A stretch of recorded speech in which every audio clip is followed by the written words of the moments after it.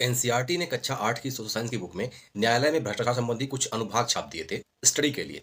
तो supreme court of India ने उस पर स्वतः संज्ञान लेते हुए अवमानना का केस कर दिया और फिर बाद में एनसीईआरटी ने इस पे माफी मांगी। तो मुद्दा यह है कि संवैधानिक संस्थाओं जैसे न्यायपालिका की स्वतंत्रता, जवाबदेही, उसकी पारदर्शिता के बारे में चर्चा की जा सकती है कि नहीं, उसकी आलोचना की जा सकती है कि नहीं, क्योंकि यह मुद्दा केवल पुस्तक के विवाद का नहीं है, बल्कि एक प्रश्न भी खड़ा करता है कि संवैधानिक संस्थाओं के बारे में विमर्श किया जा सकता है कि नहीं, और अगर किया जा सकता है तो उसकी सीमा क्या होनी चाहिए, किस तरह से किया जाना चाहिए, और अगर नहीं किया जाना चाहिए तो क्यों। फिर जवाबदेही, अकाउंटेबिलिटी कैसे सुनिश्चित होगा, क्योंकि जवाबदेहिता तभी बहुत बेहतर तरीके से सुनिश्चित होता है जब उसकी आलोचना की जाए, जब उसकी कमियों को गिनाई जाए, उसकी कमियों के बारे में बात की जाए। लेकिन जब आप संवैधानिक संस्थाओं की आलोचना करते हैं, उनकी बात करते हैं, उनकी कमियों की बात करते हैं, संभावनाओं की बात करते हैं, तो तुरंत अवमानना का मैटर आ जाता है। तो ऐसे में अकाउंटेबिलिटी को लेके एक प्रश्न तो खड़ा ही होता है। भारतीय संविधान में न्यायपालिका को कार्यपालिका और विधायिका से एकदम अलग रखा गया है। कार्यपालिका, विधायिका और न्यायपालिका के बीच शक्तियों का जो पृथक्करण इसीलिए रखा गया ताकि चेक एंड बैलेंस बना रहे और जनता के हितों की रक्षा हो सके ठीक से। साथ ही साथ जनता का विश्वास भी तीनों संस्थाओं पे बना रहे।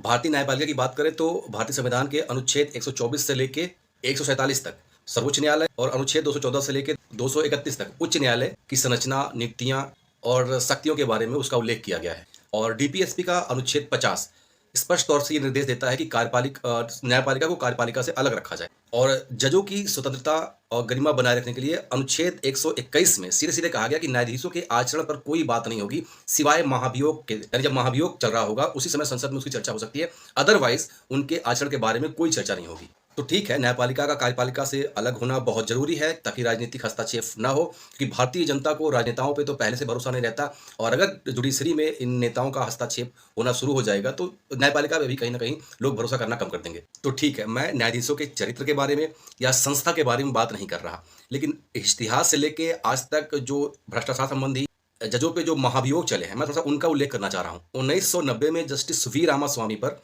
वित्तीय अनियमितताओं के लेके उनके ऊपर महाभियोग चलाया गया था। क्या ये भ्रष्टाचार का आरोप नहीं था? हालांकि वो पारित नहीं हो सका। 2010 में जस्टिस सौमित्र सेन के ऊपर राज्यसभा में महाभियोग पारित हो गया और लोकसभा में मतदान होने ही वाला था कि उससे पहले उन्होंने इस्तीफा दे दिया।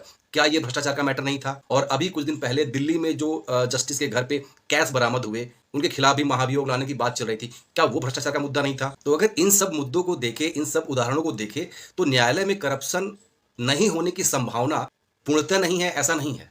तो संभावना तो है ही, क्योंकि ऐसे केस, ऐसे उदाहरण देखे गए हैं। तो अगर एनसीईआरटी में, संवैधानिक संस्थाओं में ऐसे मुद्दों को लेके अगर कुछ बढ़ाया जा रहा है, बताया जा रहा है, कोई आरोप प्रत्यारोप तो सुनिश्चित नहीं किया जा रहा है, ऐसे उदाहरण देखे गए हैं, तो अगर इनके बारे में एनसीईआरटी की किताब में दिया गया तो इसमें क्या बुराई था? इसमें कहाँ से संस्था की अवमानना हो जा रही थी?